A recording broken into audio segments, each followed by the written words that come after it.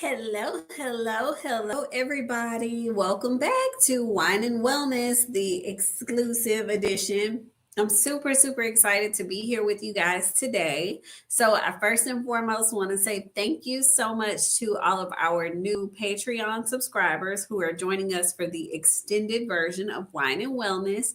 And thank you so much to all of our YouTube subscribers who keep me busy, keep the questions coming. I'm really excited to talk about today's topic.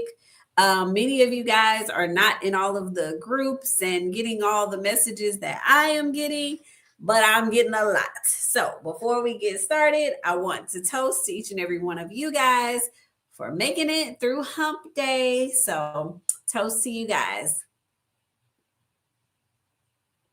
Okay, look, I need to have another drink to go over this. All right. Okay, y'all. So since I believe, about 2 weeks ago, one of my students sent me a post and another one sent me. So there's just a lot going on around this one controversial topic, you guys. This one topic is, can cavitation be done on the face? Okay. So before I go into all kinds of details and explanations and all this stuff, I'm going to tell you the answer is no. It is not safe to do cavitation on the face. Okay. So I'm about to explain and break down why it's not. But at the end of the day, the answer is no. You should not be using a cavitation machine on your face. And one of the reasons that I think of cavitation machines and they don't understand what the dangers are and the effects are when you're doing it. Now, let me just say this. A lot of people who are using these little bitty, like it looks like a brush, almost little bitty machines on their face, or these little at-home machines on their face. And they're like, well, I do this on my face all the time. The reason that you're not getting the effects that we're going to discuss here is because you guys are using a higher frequency machine. So I talk about in class the types of 100K, those are meant to be at-home DIY machines. Like I said, the 80Ks, the 100K machines, they're meant to be DIY. They're not as strong. They are not as low of a frequency as what you need to really create a large effect as far as the fat loss. So a lot of times people are doing those and they're thinking that it's okay. It's not as harmful as if you're using like 40K, 30K, 20K. Like once you're using a 40K machine on your face, you're in a danger zone. Okay. So there's osteobio effects that could happen. And so to break that down, you shouldn't be using cavitation in bony areas anyway. So before I even get into the face, I teach my students at the end of the day, if you see someone's ribs or you can feel an area with a bone, you should never be treating that. And when I say osteobio effects, they are still doing research on the effects of this ultrasound laser hitting bone. Some of you may notice, those of you guys who have actually utilized the machine before may notice that when you get to the bone or when you get to the ribs or bony areas, the noise is louder. That is because the laser is now hitting a solid mass. It is not effectively helping. But let me tell you the most dangerous reason why you should not be doing cavitation on your face. Do you guys know what your brain is made up of? Your brain is made up of, I believe, 85 or 90% fat. Why would I do something here that's going to attack my brain? Okay. You don't want to disrupt the fat that is in your brain. There's so many reasons why you shouldn't do it. It clearly says on the manufacturing equipment, the people who make these machines tell you, do not use it in bony areas. So the manufacturers are telling you how to use it. Why are you going against the manufacturer? But like I said, the fact that your brain is made up of a large amount of fat should be enough of a reason. But also your face, it has a very bony exterior. You're dealing with bone, you're dealing with your skull. So that laser is hitting right up against bone. Okay.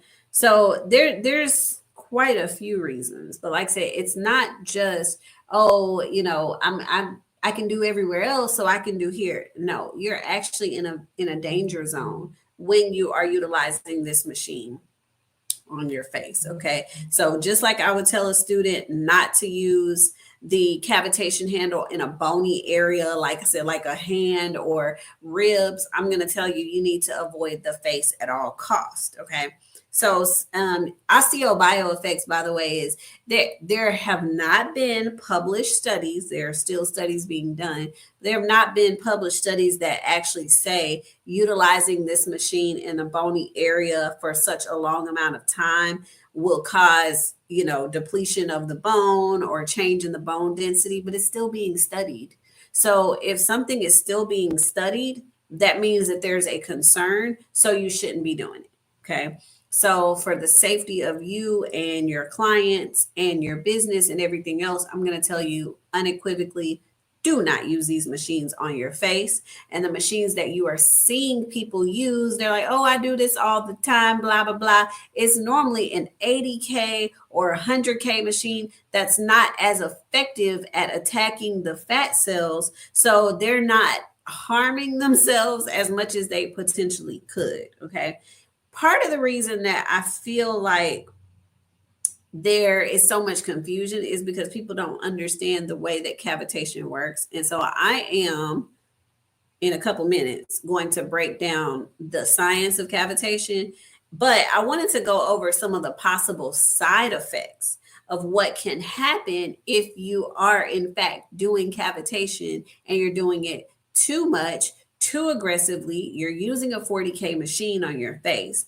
The two most important things, I don't know, like I said, how many of you guys are looking at other YouTube videos and in these groups, but one of the number one things that we hear over and over and over again is the ringing in your ears for 2 to 3 days after a treatment. That's not normal. That is not normal. If someone is doing cavitation on your stomach, and you're doing it, you're not going to hear ringing in your ears. But because an ultrasonic laser, it is a laser, it's constantly hitting and reflecting on the bone, it can affect your ear. People are like, well, why am I hearing this ringing for 2 to 3 days? Because you had something done in an area that you weren't supposed to. So that's one of the side effects. And I mean, when I tell you I see this, no, that is not a normal side effect that happens when you're doing it. Cavitation in the wrong place and for the wrong amount of time.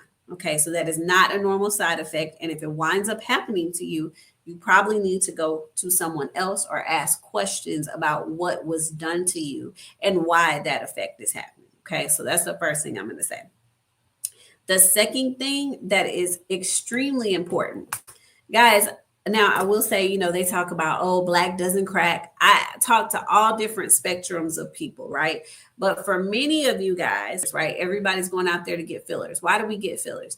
We get fillers to increase the volume in our face.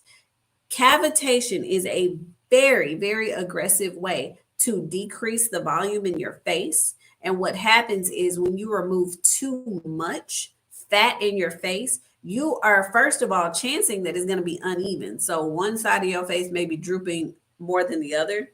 You don't want that.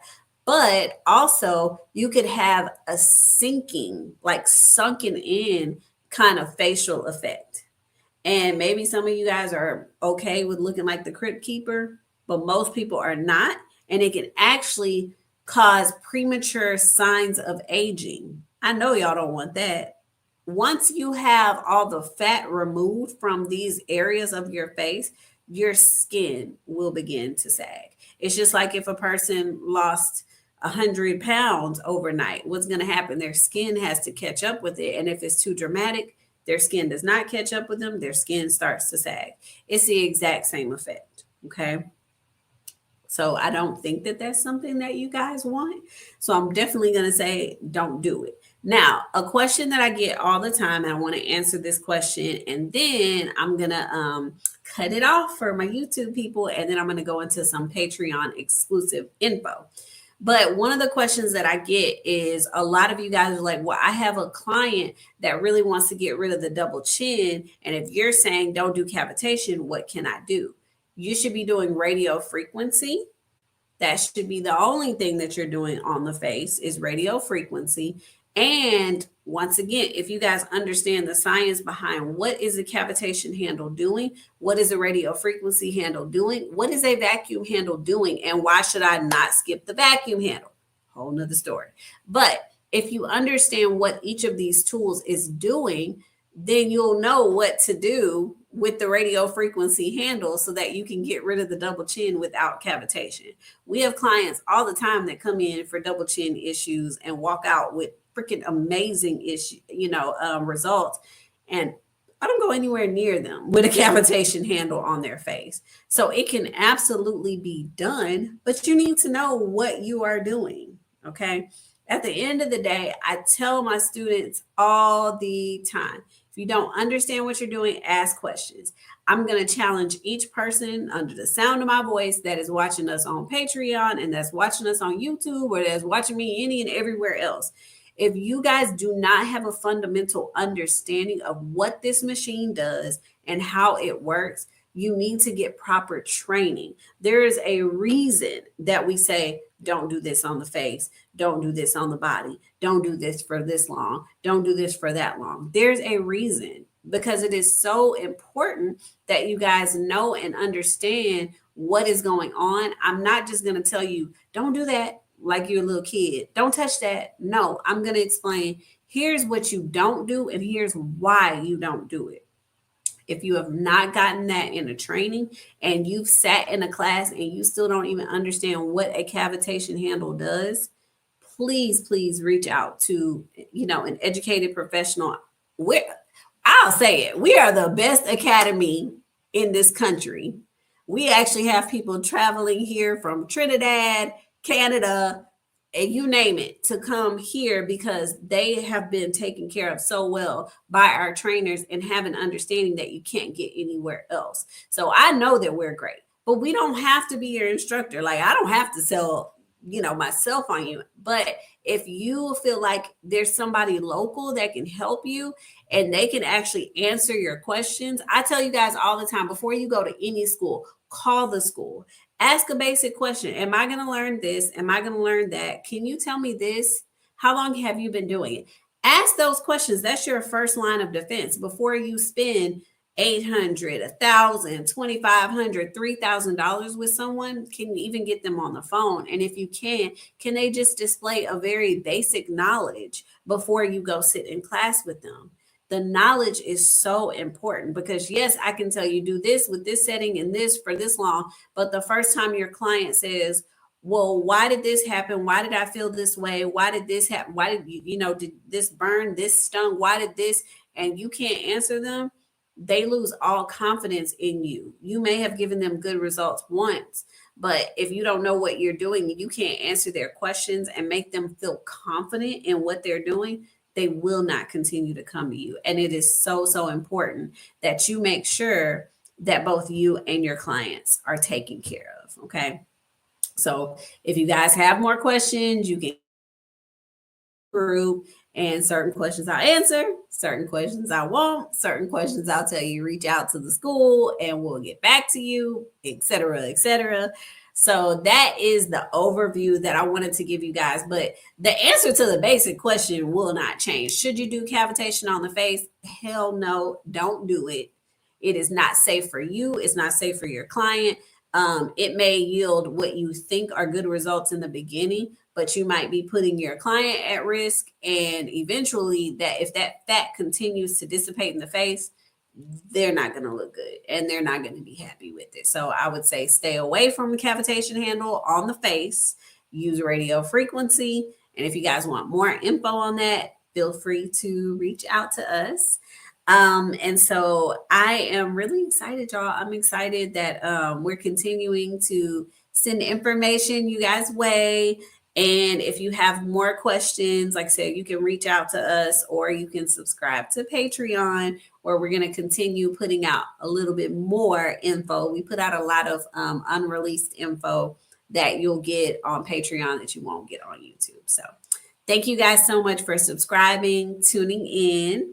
And for those of you guys who are tuning in on YouTube, I will see you guys next month. We're still doing one live on YouTube per month, or you can check out the other videos. I've got probably like 100 of them on there now. So check out some of the other videos that we have going. And I'll see you guys next month.